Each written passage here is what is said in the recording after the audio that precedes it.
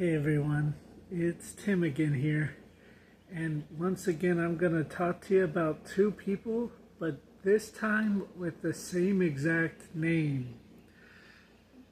The name here is Ananias.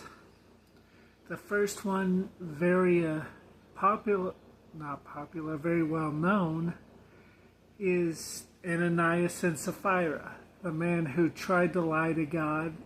Everyone knows the story.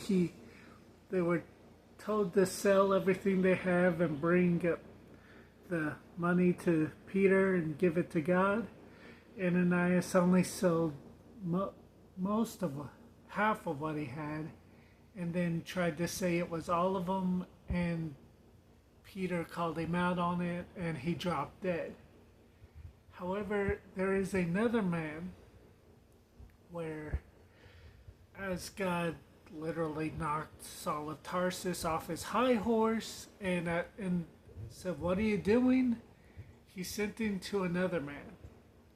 You want to guess what this man's name was? Ananias. The reason why he's mentioned is God literally just tells him, "Okay, I'm bringing Saul of Tarshish to you, and I want you to take care of him and tell him about me." Ananias doesn't want to do that. He's terrified. Of course he is. "Hey Joe, I'm bringing the leader of ISIS to you. He's fully armed, and I want you to make him a sandwich and tell him about my love for him." That's literally what happened.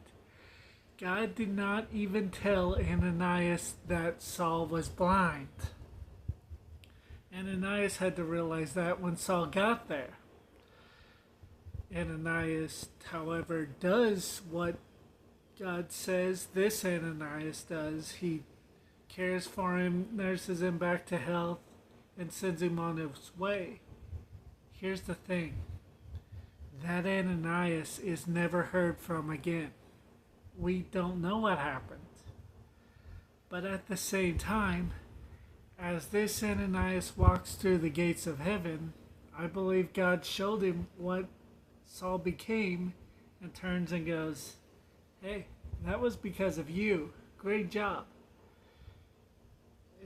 As opposed to Ananias, who tried to do what he said and yet tried to make himself look better than he was.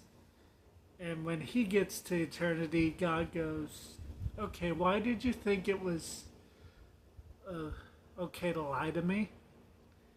A lot of times we do the same thing though.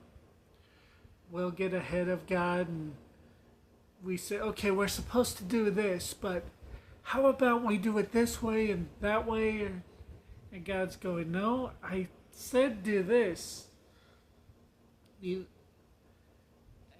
it's a lot of times, most of the time, I still can't get it right. All the time, it is best to listen to God and tell him what to do, because quite frankly, 70% of prayer is actually listening.